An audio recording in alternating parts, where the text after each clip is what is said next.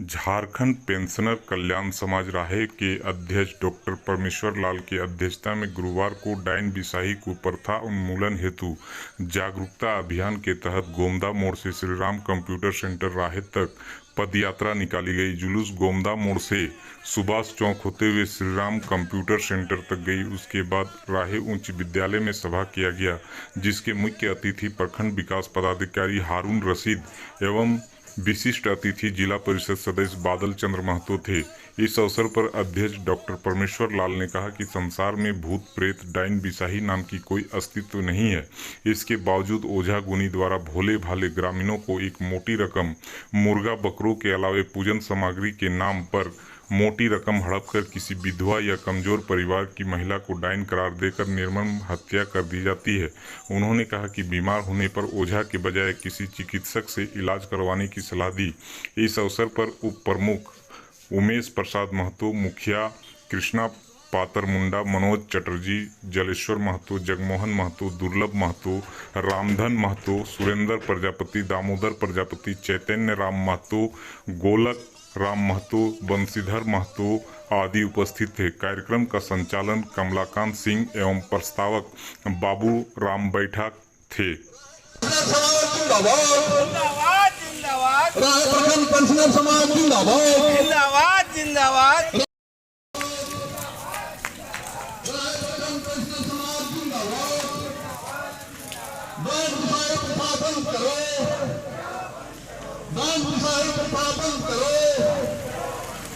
दान बोलना बंद करो। घर की बहू माँ औरत को इज्जत देना है।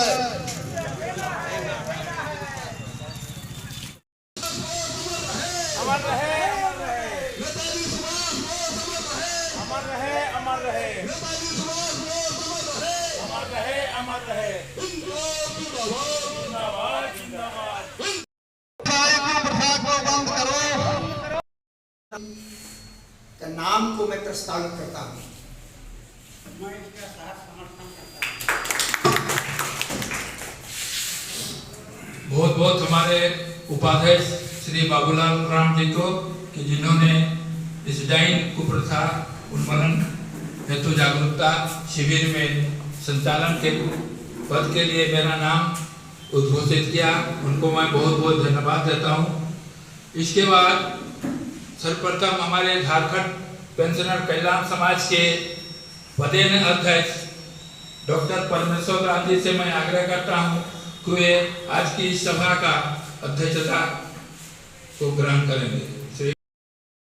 प्रभारी के पहल पर हम लोग एकत्रित हुए थे और वहां पर भी इस संवेदनशील मुद्दे पर विचार विमर्श किए थे। और मैं पेंशनर समाज को मैं बहुत ही बधाई देना चाहता हूं कि उस दिन जो हम लोगों ने तय किया था कि हम लोग जागरूकता रैली इस संबंध में निकालेंगे और लोगों को जागरूक करेंगे इस कुप्रथा के प्रति। लोगों में जो अंधविश्वास है वो प्रखंडवासियों को जगाने का हम लोग कार्य करेंगे।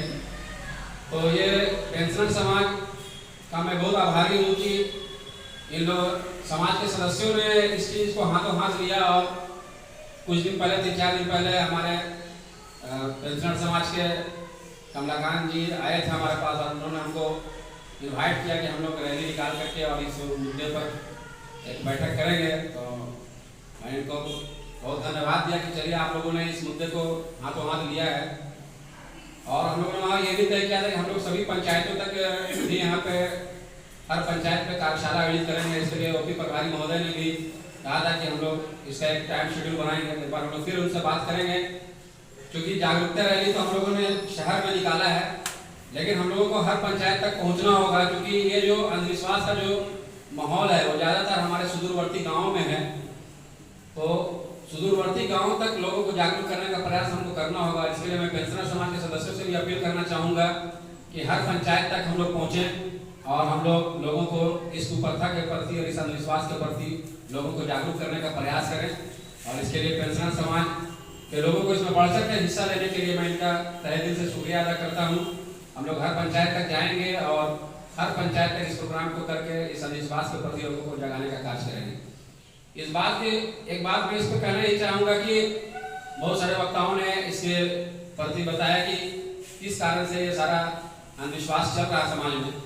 तो इसका एक मुख्य जो मेरे नज़र में है कि ये जो अंधविश्वास आज तक, जैसा कि हम लोगों को पता है कि बहुत सारी कुप्रथाएं भारत में थी और वो बहुत सारी कुप्रथाएं समाज भी हो गई, लेकिन डायन बिसाही कुप्रथा भी उस समय से आज़ादी के पूर्व से चला आ रहा है, लेकिन वही कुप्रथा अभी तक पूरा समाप्त नहीं हो पाया। तो इसके पीछे जो दो मुख्य वजह है वो अशिक्षा और गरीबी है। क्योंकि हम ये देखेंगे कि ये जो कुप्रथा है वो वहीं पर ज़्यादातर लोग इस चीज़ को मान्यता देते हैं जहाँ की लोग अशिक्षित हैं, जहाँ के लोग गरीब हैं। क्योंकि शिक्षा के आने के बाद लोगों के अंदर जागरूकता आती है, लोग समझते हैं कि ये ऐसी कोई बात नहीं है, कोई ऐसी अदृश्य शक्ति नहीं है। क्योंकि एक तो शिक्षा नहीं रहता है, दूसरा फिर गरीबी की वजह से लोग इलाज भी नहीं करा पाते हैं। गांव के ही ओझा गुनी यही सब में इलाज कराते हैं जाकर के। तो आज के डेट में मेडिकल साइंस इतना आगे निकल चुका है, जैसा कि अभी हमारे मनोज जी भी बताया कि आज हम लोग को सौभाग्य प्राप्त हुआ कि आज हमारा भारत जो है चंद्रयान-3 को परीक्षण करते हुए उसको अंतरिक्ष में भेजने वाला देश बन गया है, जो कि कुछ ही देश है, 2-3 देश हैं जिसमें कि भारत का भी नाम आ गया है। तो जब हम इतना आगे निकल चुके हैं तो चिकित्सा विज्ञान भी हमारा बहुत आगे निकल चुका है। यह कुप्रथा जब आज से बहुत पहले से अंग्रेजों के टाइम से उससे भी पहले से चली आ रही है। तो उस वक्त का मेडिकल साइंस और आज के मेडिकल साइंस में बहुत भारत में बहुत प्रगति हो गई है।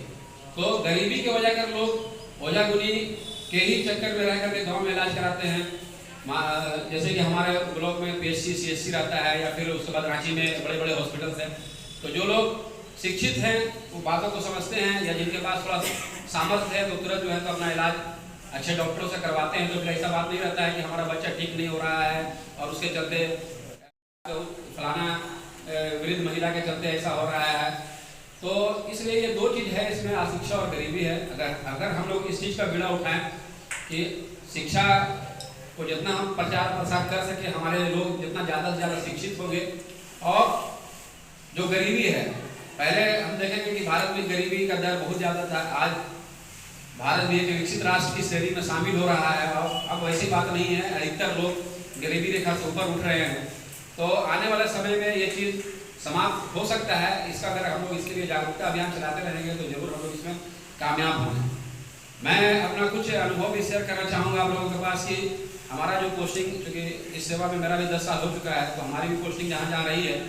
तो मैं जमशेदपुर के भी सुदूरवर्ती ब्लॉक में रहा हूँ, सिमडेगा के भी सुदूरवर्ती ब्लॉक में रहा हूँ और चतरा जिले के भी सुदूरवर्ती 2-3 ब्लॉक में मैं रहा हूँ। तो उसके कंपेरिजन में अगर हम देखेंगे तो राही प्रखंड बहुत विकसित है, यहाँ के लोग बहुत जागरूक हैं, बहुत शिक्षित हैं। जैसे जैसे क्षेत्रों में हम लोग रह करके आए हैं जहाँ की अशिक्षा बहुत ज़्यादा है, गरीबी बहुत ज़्यादा है, उससे अगर कंपेरिजन करें तो राहे प्रखंड में शिक्षा का भी स्तर बहुत ऊंचा है। यहाँ के लोग भी गरीबी रेखा से बहुत ऊपर है।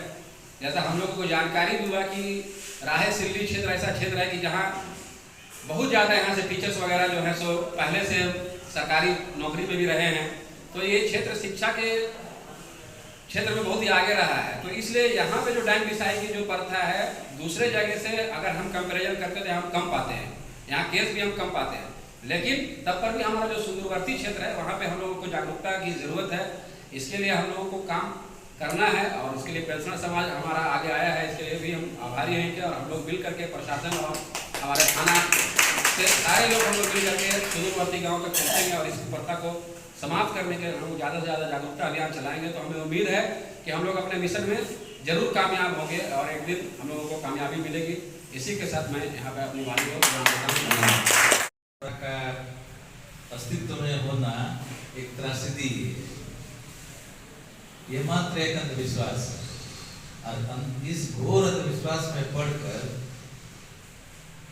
डायन को सच मानकर हत्या तक कर बैठते हैं, जो हम लोग के लिए जो जघन्य अपराध है और हम लोग के लिए कलंक का बात है।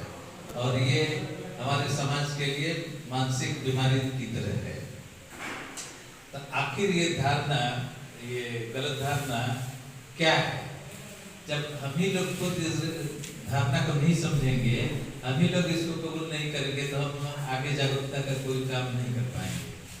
तो डायन का कंसेप्ट क्या है? डायन कहने का क्या ये है? डायन किसको कहते हैं, इसको समझना चाहिए।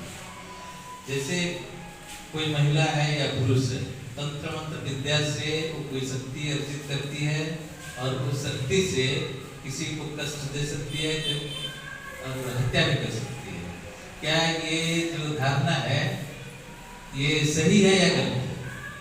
सही तंत्र मंत्र विद्या से कोई शक्ति अर्जित करती है, जिससे वो किसी को कष्ट दे सकती है, मार भी सकती है। क्या ये धारणा सही है या गलत है? जो सही समझते हैं वो सब हाथ उठाइए, ये सही है। जो गलत समझता है वो हाथ उठाइए।